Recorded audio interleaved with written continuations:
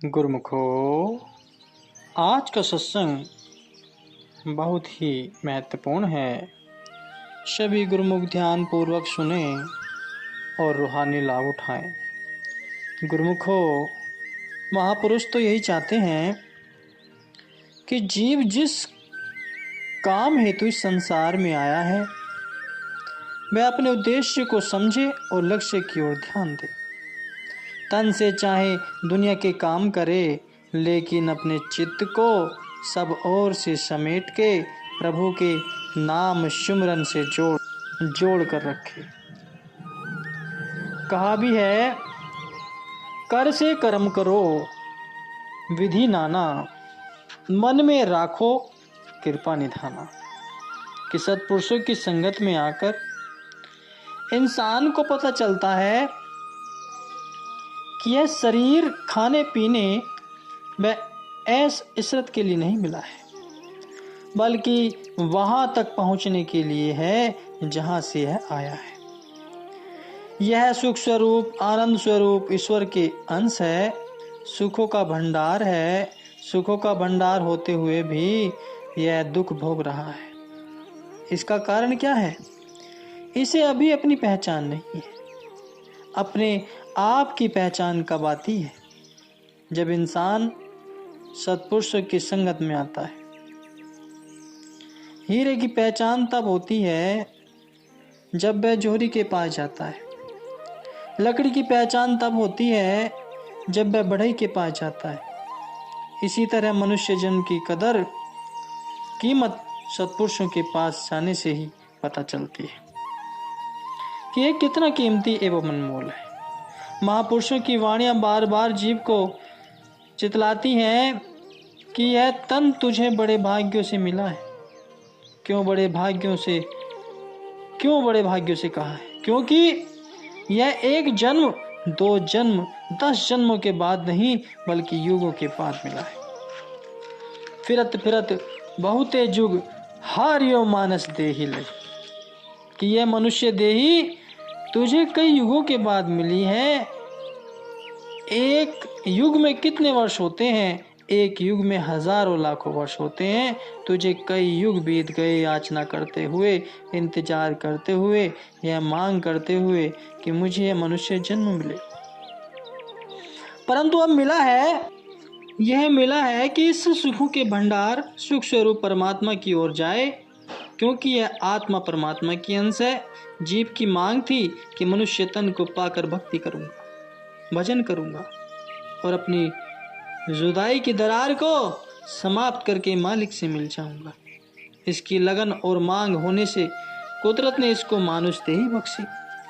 मानुष देही को पाकर सत्पुरुषों की चरण शरण में आने से इसे भक्ति के वे सरल साधन मिलते हैं जिन्हें अपना कर और नित्य प्रति अपनी पालन करके यह अपना लोक परलोक सवा सकता है।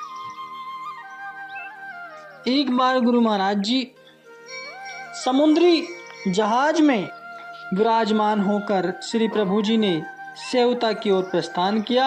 लहरों पर इठलाता हुआ जहाज आज अपने भाग्य की सराहना करता हुआ श्री सद्गुरुदेव महाराज जी को लेकर आगे बढ़ने लगा।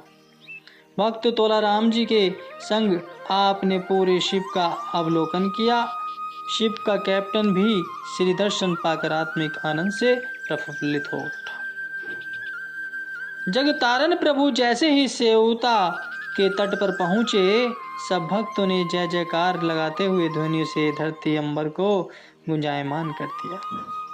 वहां से कार में विराजमान होकर आप भक्त तोलाराम जी को संबोधित करते हुए फरमाने लगे कि तुम्हारा सच्चा प्रेम ही हमें यहाँ खींच ले आया है। आज तुम्हारी बदौलत न जाने कितने ही प्रेमियों ने श्री दर्शन का लाभ प्राप्त किया।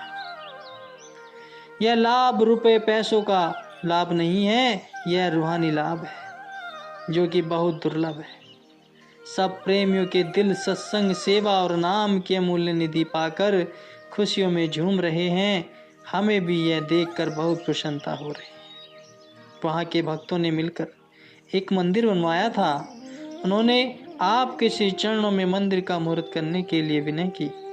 आप मंदिर का नाम सुनकर बहुत ही प्रसन्न हुए और फरमाया कि कल प्रातः श्री मूर्तियों की स्थापना कर सर्वप्रथम मंदिर का मुहूर्त किया जाएगा।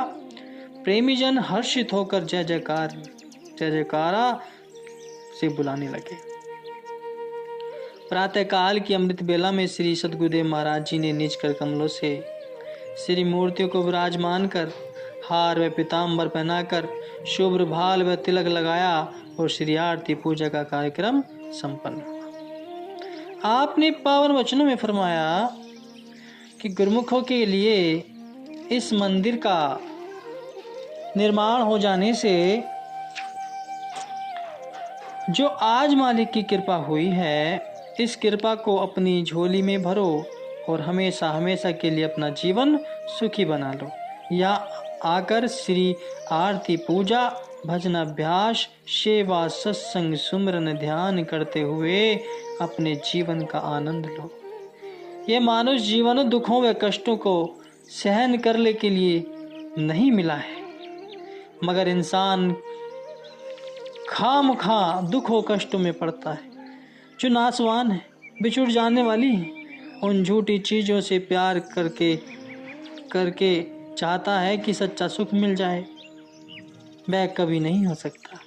सच्ची चीज़ और सत्य वस्तु जो हमेशा साथ रहने वाली है, जिसकी बदौलत इंसान को हमेशा सच्ची खुशी मिलती है, जन्म सुधर सकता है, उसको भूल रहा है।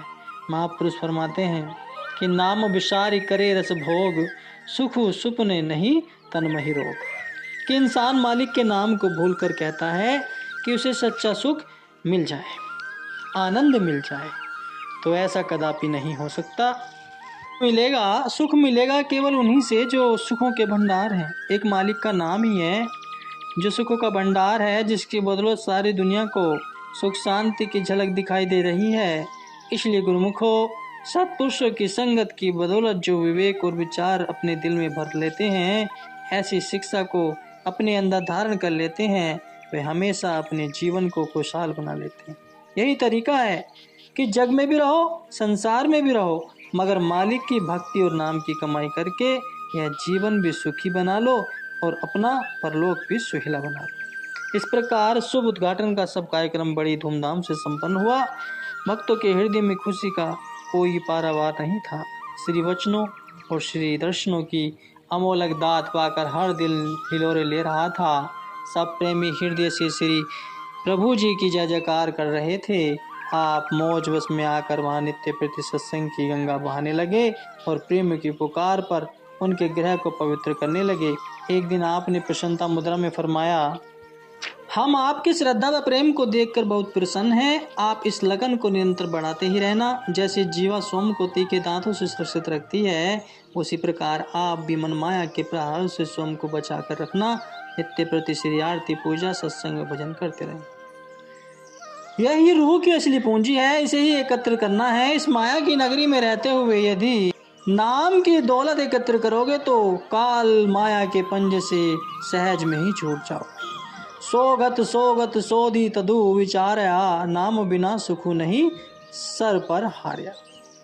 महापुरुषों ने फरमाया कि हमने शोध कर तजुर्बा किया है कि नाम के बिना सुख नहीं मिलता। नाम के बिना इंसान की गति नहीं होती। नाम के बिना इंसान भवसागर से पार नहीं होता। इसलिए गुरुमुख यह विचार करते हैं कि हम किस मकसद के लिए आए हैं, केवल खाने पीने व ऐशो आराम के लिए नहीं। यदि संसार के निर्वाह के लिए विद्या हासिल कर ली तो भी आत्मा का काम नहीं किया। असली चीज वही है। यह पहले भी कहा गया है कि इंसान रूह और आत्मा की पढ़ाई नहीं करेगा तब तक उसका कार्य नहीं बनेगा, सुख चैन नहीं मिलेगा। पहले भी 84 लाख योनियां गुजार के आया है, एक यही योनि भी चली जाएगी, फिर भी यह भक्ति से हीन रहा, अपने काम को भूल गया तो आगे भी इसके लिए दुख ही दुख है। मानुष जन्म कर्म श्रेष्ठ है, कर्म क्षेत्र है, जैसा बीज बोओगे वैसा ही काटोगे। पहले भी इसने बीज बोए थे जिससे 84 लाख योनियां काटी, वह तो ठीक है, मगर उसमें जो नया बीज बोएगा वही काटेगा। कहते हैं कर्म जैसा करे इंसान फल भी वैसा पाएगा, बोए आग बबूल तो आम कहाँ से खाएगा। जो जैसा बीज बोएगा वैसे ही फसल काटेगा। अगर आग बबूल कांटे बोकर कोई कहे कि आम का फल खा लूं, ऐसा नहीं होगा। जैसे कर्म करोगे वैसा ही फल पाओगे। अगर विषयों में चित्त देगा तो बहुत ही दुख पाएगा। नाम जप कर प्रभु से मिल मुक्त रूप ही हो जाएगा। अगर इंसान मानुष तन को पाकर भी विषय विकारों में लगा रहा तो दुख ही दुख है। अगर मुक्ति हासिल करना चाहते हैं, खुशी और सुखी होना चाहते हैं, तो नाम और भक्ति में चित्त लगाइए। सच्ची खुशी इंसान को सत्पुरुषों की संगत में ही प्राप्त होती है। भाग्य से आप जैसे गुरुमुखों को सत्पुरुषों की संगति प्राप्त हो गई है, इसलिए गुरुमुख अपने इससे फायदा उठाते हैं और सत्पुरुषों की संगत पर सोहबत में रहकर सच्चा रूहानी लाभ उठाकर अपने जीवन को सुखमय बना लेते हैं और अपना परलोक संवार लेते हैं। श्री वचनों की अमूल्य निधि पाकर प्रेमियों के दिल में एक अनोखी मस्ती झूमने लगी और आत्मोन्नति इस सच्चे सुख को पाकर आनंदित हो गई। वहां से भावभीनी विदाई लेकर आपने अब मार्गा की ओर रुख किया। बोलो जयकारा, बोल मेरे श्री गुरु महाराज जी की जय।